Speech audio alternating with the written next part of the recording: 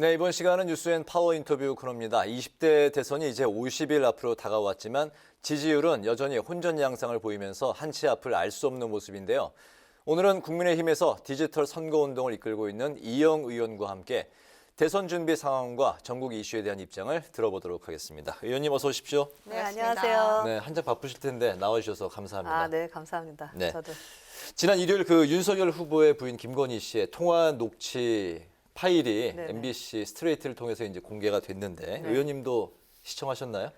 전 처음에 안 봤고요. 네. 근데 나중에 봤습니다. 네. 그 방송 이후에 그 당내 반응과 또 의원님 생각은 어떠신지 먼저 듣겠습니다. 당내 반응은 처음에 굉장히 격앙되어 있었습니다. 왜냐하면 내용을 떠나가지고 이게 언론의 자유인가? 이게 취재 윤리에 맞는가? 이런 문제들이 굉장히 회자됐었거든요. 네. 근데 이제 내용이 생각보다 심각하지 않아서 그 부분에 대해서는 뭐 부분적으로 안도하는 분위기가 솔직히 있고요. 근데 저는 그런 걸 다 떠나서 지금 대선 국면이고 처음에 네거티브전이 굉장히 뜨겁다가 이제 정책적으로 좀 방향을 틀고 있었는데 네. 또 이게 네거티브전으로 가는 건 아닌가라는 아쉬움이 굉장히 컸습니다. 전 초선 의원인데 이렇게 막 선거의 한복판에 와 보니까 정말 이렇게까지 하면서 네. 선거 운동을 하는 것이 바람직한가, 또 국민들의 눈높이에 맞는가라는 그런 회의가 굉장히 많이 오더라고요. 하여튼간 취재하는 방법에도 문제가 있었고 내용에도 그렇고 참 유감인 부분이 굉장히 개인적으로 큽니다. 그렇군요. 네. 그런 가운데 이제 어제는 선대위 그 네트워크 본부에 그 무속인이 고문으로 활동했다는 이제 보도가 또 나왔어요. 네. 이게 이제 여당에서는 계속 공세에 나서고 있는 상황인데 국민의힘은 이제 사실이 아니다라고 이제 그런 입장인데 그럼에도 이 본부를 해산까지 했습니다. 그 이유는 어떤 건가요? 윤석열 후보님의 그 리더십 스타일이신 것 같아요. 예전에도 그 막말 문제가 생겼을 때 늘 가장 손쉬운 방법이 해명을 길게 가는 것보다는 네. 그 해당하시는 분들을 정리하는 것으로 수습을 했던 적이 꽤 많습니다. 그런데 이게 변명이나 설명이나 할 수 있는 좀 의미 있는 문제 제기도 아니었기 때문에 그거 자체가 지금 선대위를 해체하고 다시 세팅해서 지금 아주 집중력 있게 가고 있는 상황에서 의미가 없는 분란으로 오래 갈 필요가 없다라고 판단하신 것 같습니다. 그래서 그 부분을 해산을 하고요. 꼭 필요하신 분들은 다른 부로 이동하는 걸로 그렇게 갈 것 같습니다. 그렇군요. 네. 네, 또 당내 갈등이 봉합된 이후에 윤 후보 지지율이 회복세를 보이고 있는데요. 또 특히나 안철수 후보도 두 자릿수의 그 지지율을 유지하면서 이게 단순하게 뭐 반짝 효과가 아니다라는 이야기가 나오는데 안 후보는 3월 8일까지 단일화 절대 안 한다 이렇게 강경하게 입장을 보이고 있습니다. 단일화에 대한 국민의힘 초선 의원들 분위기나 입장은 어떻습니까? 저희는 그 단일화에 대한 부분을 심도 깊게 논의하고 있지 않습니다. 왜냐하면 참 국민 여러분들과 함께 죄송한 모습이었는데요. 저희가 당내 내용으로 인해서 스스로 지지율을 깎아먹고 그런 사이에서 지지율이 일부 또 안 후보께 갔었지 않습니까? 그래서 지금은 그런 정치공학적인 고민이나 내지는 어떤 협상력에 대한 고민보다 빨리 선대위를 정상화시키고 또 정책에 좀 집중해서 국민들에게 다가가야 된다. 그런 생각이 굉장히 강합니다. 그래서 지역구 의원님들은 전부 다 지역으로 거의 내려가셨고요. 그리고 저희 비례대표나 선대위에 있는 의원들 중심으로 네. 지금 굉장히 밀도 있게 선거 운동을 하고 있습니다. 그렇군요.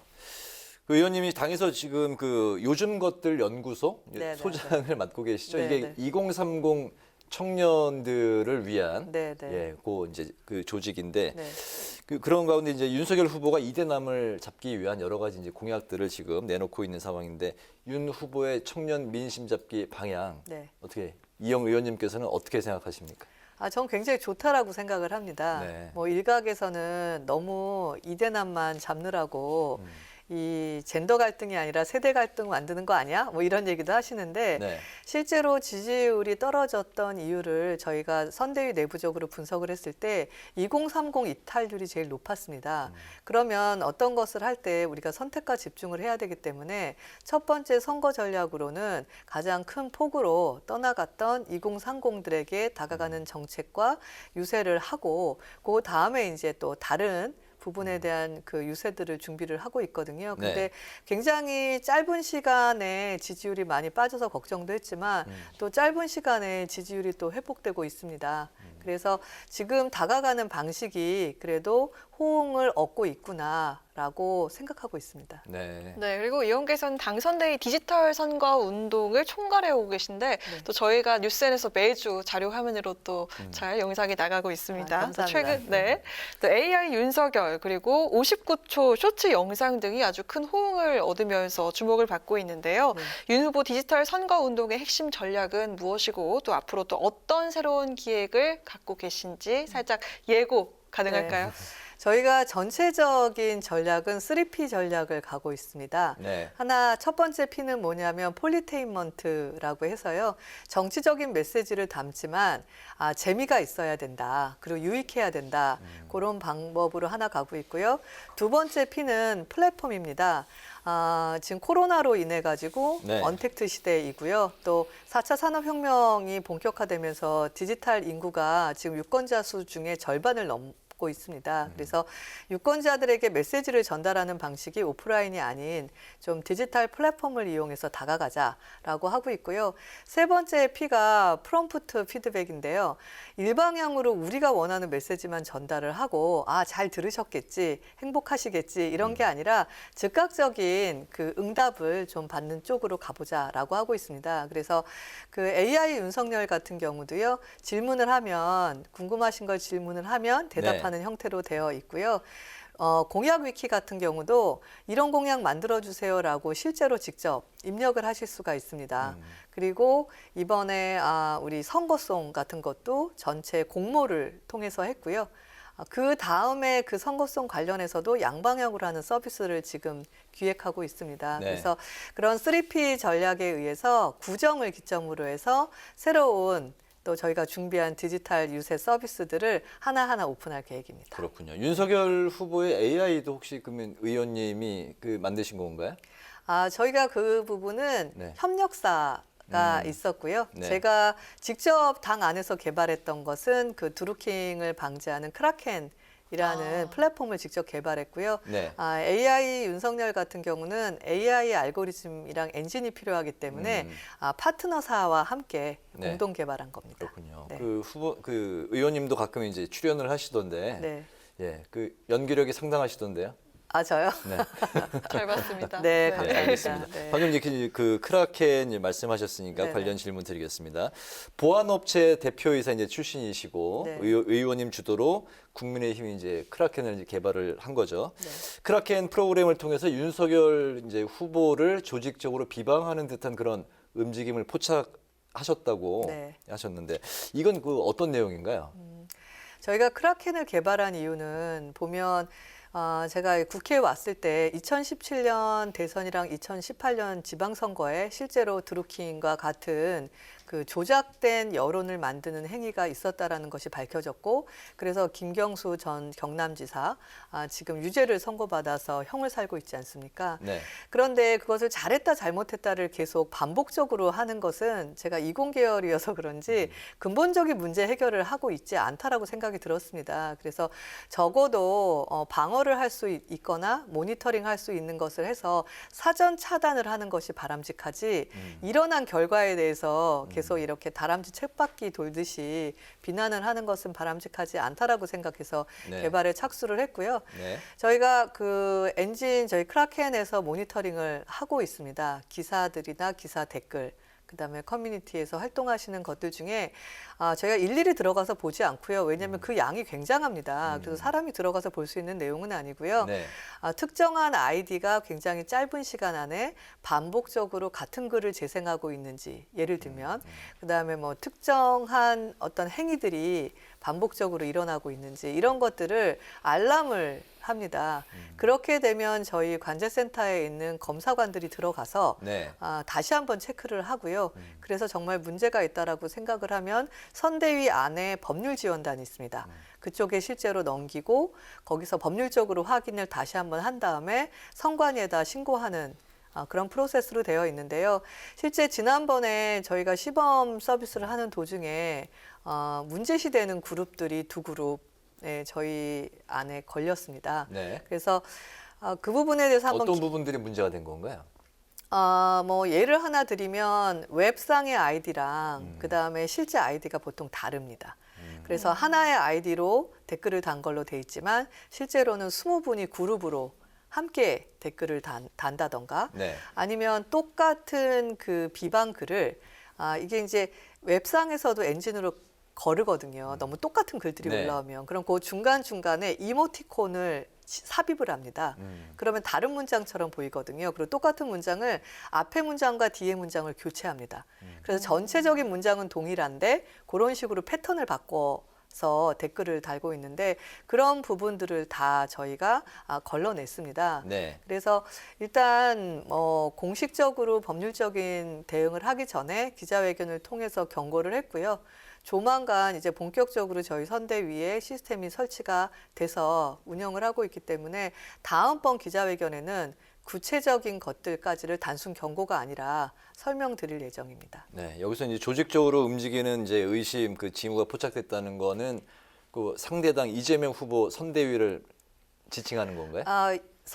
그분들이 다 선대위에 소속돼 있으신지 네. 아니면 단순 지지자이신지 그거는 알 수가 없습니다. 네, 네. 하지만 조직적으로 그런 행위를 그룹이 지어서 하고 있다라는 것은 밝혀냈습니다. 누가 하는 건지 특정은 못하지만 어쨌든 의심이 갈 만한 그런 조직적인 행위였다.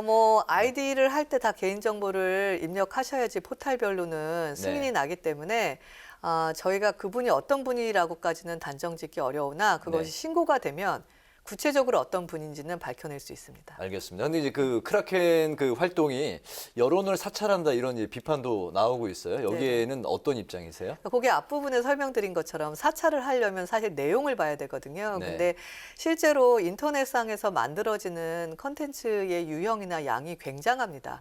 그래서 그걸 사람이 볼 수 있는 상황은 아니고요. 그 인공지능 엔진이 실제적으로 그런 반복적인 패턴이 있는지를 다 걸러서 알람을 띄우기 때문에요. 맨 마지막에 최상위 단계에서 신고돼 가지고 검사관이 봐야 될 양은 그렇게 많지 않습니다. 네.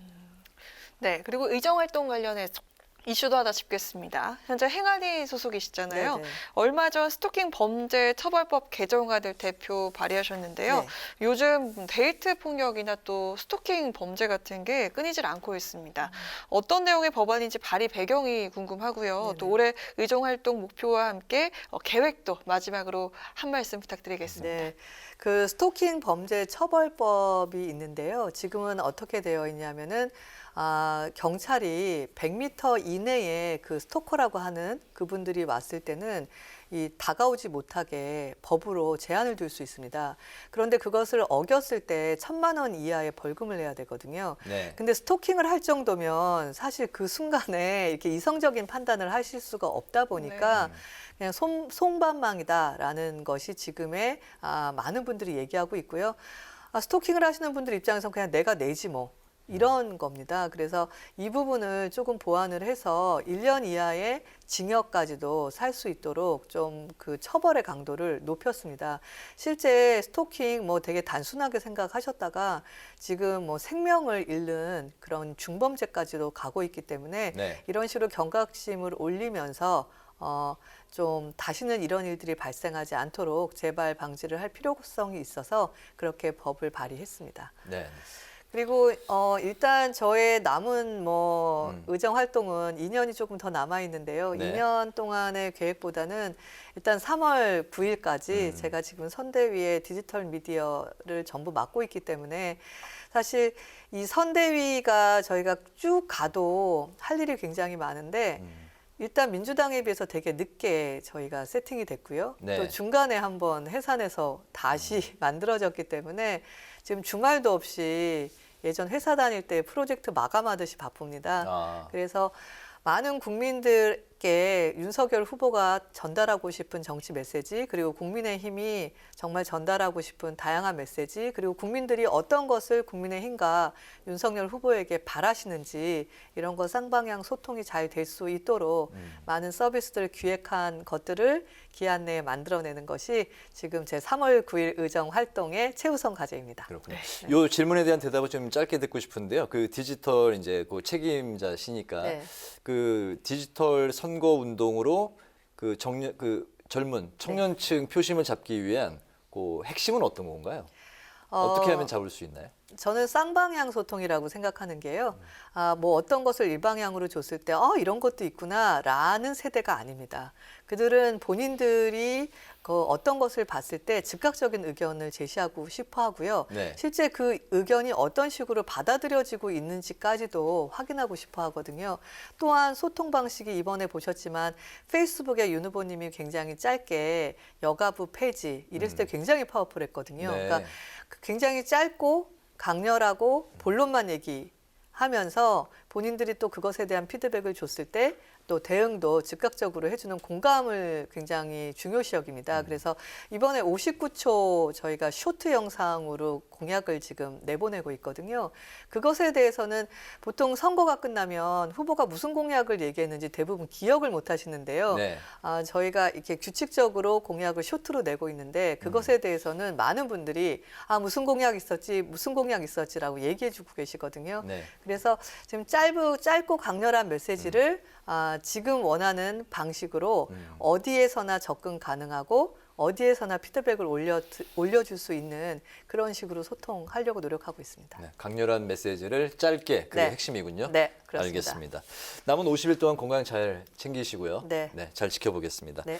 오늘 그 뉴스앤 파워 인터뷰에서는 김건희 씨 통화 녹취 파장 그리고 청년 민심 공략을 위한 디지털 선거운동 전략을 중심으로 지금까지 국민의힘 이영 의원과 관련 이야기를 나눠봤습니다. 오늘 말씀 잘 들었습니다. 고맙습니다. 들었습니다. 네, 감사합니다.